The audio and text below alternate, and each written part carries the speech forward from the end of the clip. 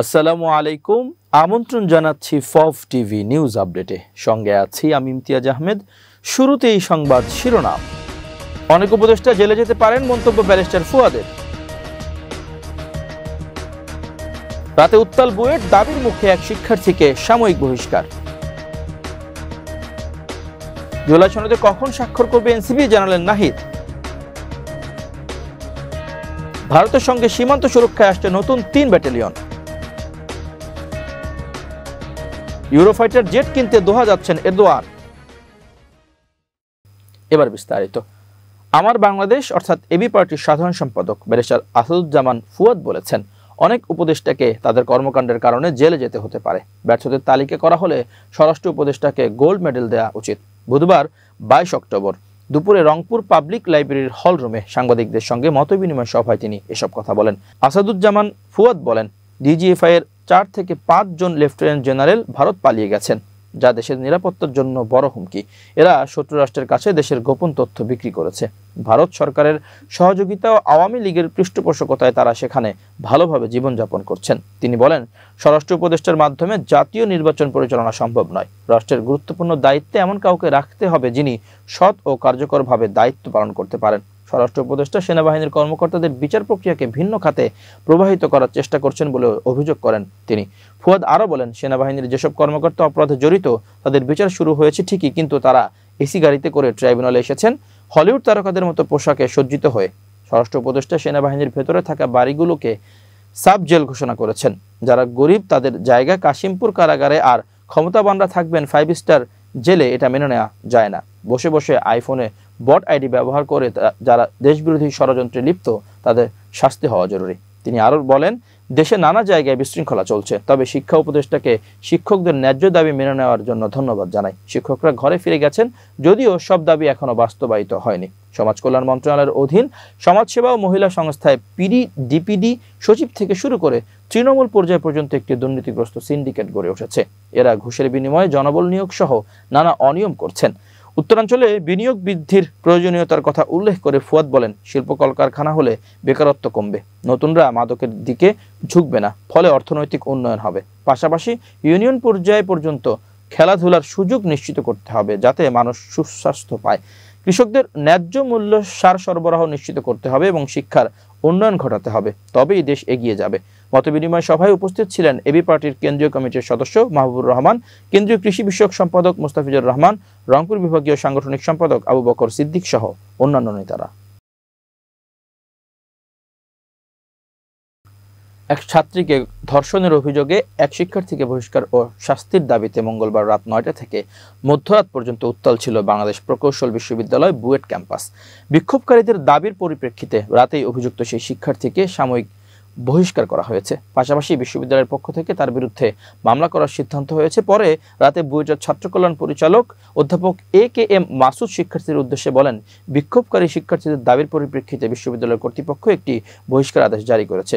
Electrical and electronic engineering বিভাগের ২১ ব্যাচের শিক্ষার্থী শ্রীশান্ত রায়কে সামরিকভাবে বহিষ্কার করা হয়েছে। তবে উপস্থিত শিক্ষার্থীরা এই ঘোষণা শোনার পর না বলে ওঠেন। তারা ওই শিক্ষার্থীর স্থায়ী বহিষ্কারের দাবি তোলেন। তখন অধ্যাপক এ.কে.এম. মাসুদ বলেন, স্থায়ীভাবে ছাত্রত্ব বাতিল করার ক্ষমতা আমাদের নেই। আমি উপাচার্যের নির্দেশক্রমে এই সিদ্ধান্ত জানিয়েছি। একই সঙ্গে বিশ্ববিদ্যালয় কর্তৃপক্ষের পক্ষ থেকে তার নামে মামলা করার জন্য প্রয়োজনীয় প্রক্রিয়া শুরু করা হয়েছে। অল্প কিছুক্ষণের মধ্যেই তার বিরুদ্ধে মামলা করা হয় এবং তাকে গ্রেপ্তার করা হয়। তিনি বলেন, যদিও শিক্ষার্থীদের পক্ষ থেকে মামলা করার কথা, তবে আমরা ছাত্রদের কথা বিবেচনায় রেখে বিশ্ববিদ্যালয়ের পক্ষ থেকেই মামলার সিদ্ধান্ত নেই। উল্লেখ্য, বুয়েট ২১ ব্যাচের শিক্ষার্থী শ্রীশান্ত রায়ের বিরুদ্ধে একই বিশ্ববিদ্যালয়ের এক ছাত্রীকে ধর্ষণের অভিযোগ ওঠায় ক্যাম্পাসে উত্তেজনা ছড়িয়ে পড়ে। জাতীয় নাগরিক পার্টি এনসিপির আহ্বায়ক নাহিদ ইসলাম বলেছেন, জুলাই সনদ বাস্তবায়ন কিভাবে হবে সেই নিশ্চয়তা পাওয়ার পর স্বাক্ষর করবে এনসিপি। বুধবার রাষ্ট্রীয় অতিথি ভবন যমুনায় প্রধান উপদেষ্টা ডক্টর মোহাম্মদ ইউনূসের সঙ্গে বৈঠকের পর তিনি কথা বলেন। নাহিদ বলেন, আজকের বৈঠকে আমরা জুলাই সনদ নিয়ে কথা বলেছি। আমরা আমাদের অবস্থান সরকারের কাছে তুলে ধরেছি। জুলাই সনদের শুধু কাগজে মূল্যে আমরা বিশ্বাসী নই, এটা বাস্তবায়ন কিভাবে হবে সেটা সম্পর্কে নিশ্চয়তা পাওয়ার পর আমরা সই করব। এর আগে বিকেল ৫টার দিকে তারা যমুনায় পৌঁছান। নাহিদ ইসলামের নেতৃত্বে প্রতিনিধি দলে ছিলেন দলের উত্তরাঞ্চলের মুখ্য সংগঠক সার্জিস আলম, জ্যেষ্ঠ যুগ্ম আহ্বায়ক সামান্তা শারমিন ও যুগ্ম আহ্বায়ক খালেদ সাইফুল্লাহ। গত ১৭ অক্টোবর জুলাই সনদ স্বাক্ষর অনুষ্ঠানের পর থেকে তা বাস্তবায়নের পথ নিয়ে দলগুলোর অবস্থানের ভিন্নতার প্রেক্ষাপটে প্রধান উপদেষ্টা রাজনৈতিক দলগুলোর সঙ্গে আলোচনা উদ্যোগ নিয়েছেন। এর আগে মঙ্গলবার সন্ধ্যায় বিএনপির মহাসচিব মির্জা ফখরুল ইসলাম আলমগীরের নেতৃত্বে দলটির একটি প্রতিনিধি দল যমুনায় গিয়ে প্রধান উপদেষ্টার সঙ্গে বৈঠক করেন। এবার আন্তর্জাতিক প্রসঙ্গ। ভারতের সঙ্গে সীমান্ত সুরক্ষায় ভুরুঙ্গমারি, থানচি ও মেহেরপুরে বর্ডার গার্ড বাংলাদেশের নতুন 3টি ব্যাটালিয়ন গঠন করা হচ্ছে। এই 3 ব্যাটালিয়ন সহ বিজিবির জন্য মোট 2258টি নতুন পদ সৃষ্টি করা হচ্ছে। এ বিষয়ে স্বরাষ্ট্র মন্ত্রণালয়ের সীমান্ত 1 শাখা থেকে গত মঙ্গলবার একটি প্রজ্ঞাপন জারি করা হয়েছে।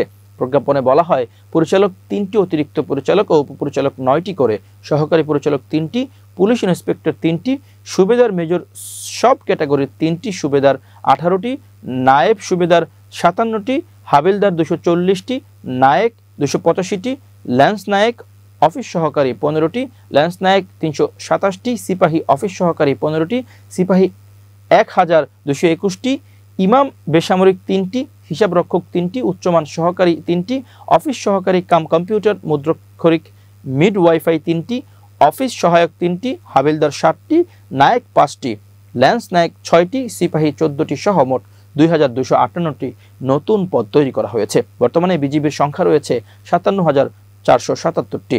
নতুন 2258টি যুক্ত হলে মোট সংখ্যা হবে 59,735টি। শর্তে বলা হয়, সরকারি আদেশের নির্দেশনা অনুসরণ করতে হবে। অর্থ বিভাগের জিও পৃষ্ঠাকনের তারিখ থেকে পদ তৈরি করতে হবে। যেসব পদ নিয়োগ বিধিতে নেই সেসব পদ নিয়োগ বিধিতে অন্তর্ভুক্ত করতে হবে।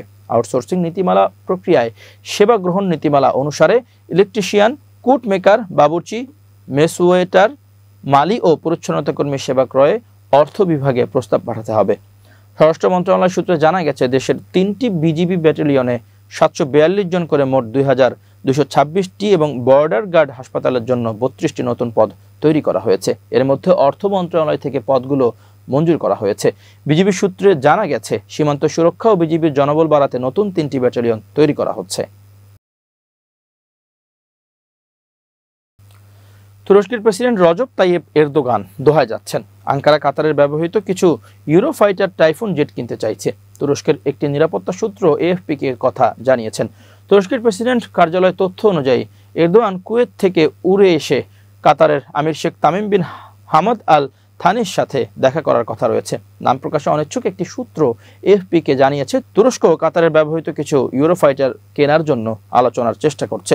সূত্রটি আরও জানায়, বিনিময়ে তুরস্ক সম্ভাব্য প্রযুক্তি হস্তান্তর ব্যবস্থার অংশ হিসেবে তার নতুন প্রজন্মের যুদ্ধবিমান কান ব্যবহারের সুযোগ দেবে।